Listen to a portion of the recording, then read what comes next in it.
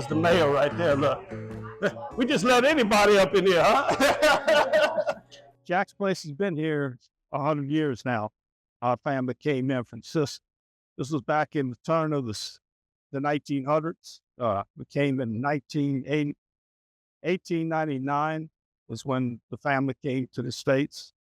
And they came in not through Ellis Island, but they came in through Labadieville, Thibodeau, and Houma. And then they finally settled here around the 1920s, around 1919. And my grandfather was the first owner, was then about 19 years old. So they purchased property and opened up businesses around the area here and started to live here. So they had the building, Jack's Place as it is today, used to be on the other side of the levee. And what I mean by that, around the 1920s is when the Army Corps of Engineers, they wanted to build the levee up. So properties, the buildings were on the other side of where the levee is now. And they gave them an opportunity to move their buildings and not have them get lost to the river itself. But anyway, they moved the building, and back then they didn't have paved roads. It was dirt and gravel. So what they did is they got horses, mules, and logs, and they loaded the building up on those logs, and they rolled it all the way down this Court Street here from the other side of the existing levee until they got to this spot. They had the slab already poured, and then they just moved it to this spot. So that's how it got here. And in addition to that, they had a restaurant. Now, back in the 40s, early 40s, maybe late 40s, there was a fire that happened in the kitchen. They rebuilt the building and they moved the bar area to this side, and they opened this area up for the pool hall. So right around the 1940s, 20s, between Prohibition, the Great Depression, and then up to World War II, and all of this. So a lot of the history and the people that came through this place saw more changes in a very short period of time. So that's how Jack's kind of came to be. What can you tell me about Jack? Jack, what couldn't you tell it? Well, he smoked a cigar. Let me rephrase that. He chewed on the cigar. He always had a cigar in his mouth, but very seldom would he would light them up, but they wouldn't stay. He'd chew them up until they were just like tobacco in between your cheek and gum. But he liked to tell his stories, and he was very flamboyant. He was charismatic. He liked to play with people's minds a lot of times too. So it would stir them up, And he's being an older feller. What you gonna do? You're not going to be able to challenge him much. But I'm gonna tell you one thing. He was very business savvy. He knew how to take care of business and make it run. He had a shoe shop in this building.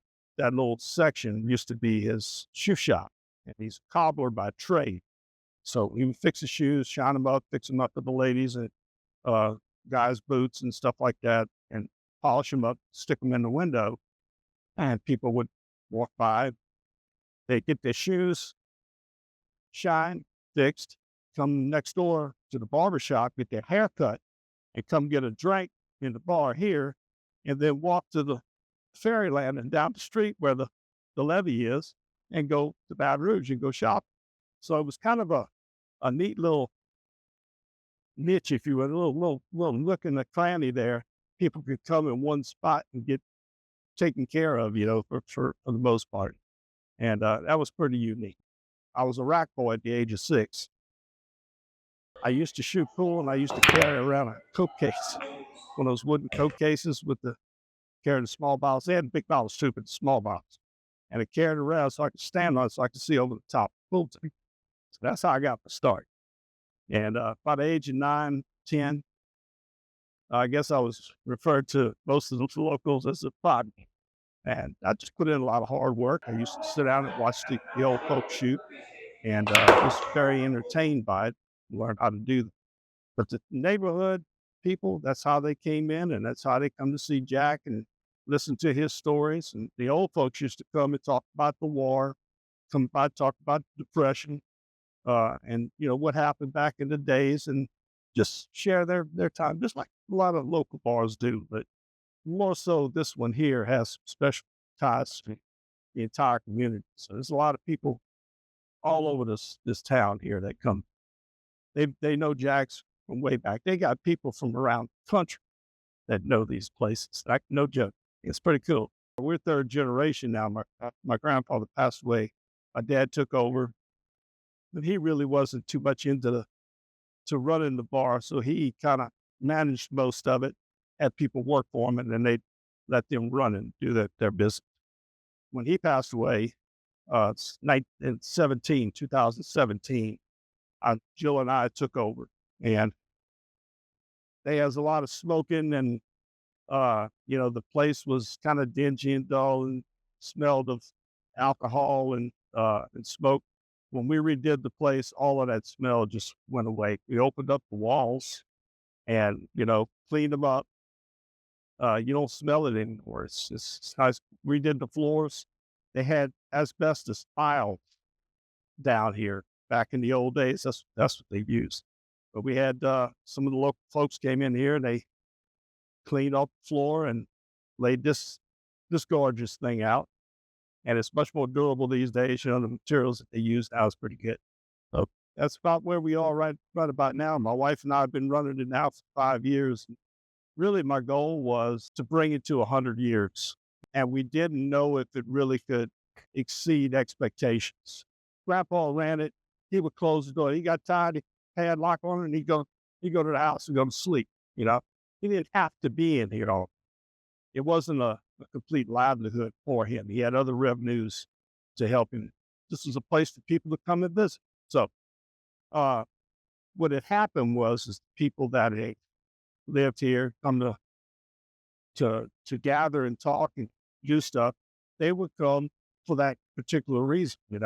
And when Jill and I took it over, cleaned it up a little bit, we wanted to see if it actually could be sustainable. So when we started to boost up what we were trying to accomplish, the overwhelming support just come to help us. We got Facebook. We got a lot of media attention that helped us get the word out. Very, very nice. Grandpa didn't advertise nothing. It was always word of mouth for everything. But we got support, word of mouth still, social media. Everybody gets involved and gets a chance to see what's going on. We have people down the street that put up helped us with the logos and T-shirt, all kinds of different stuff. Get the word out, and they're helping us. This is the way the Jack's place survived. It's these people. It's not the building; it's the people in this setting. Cool.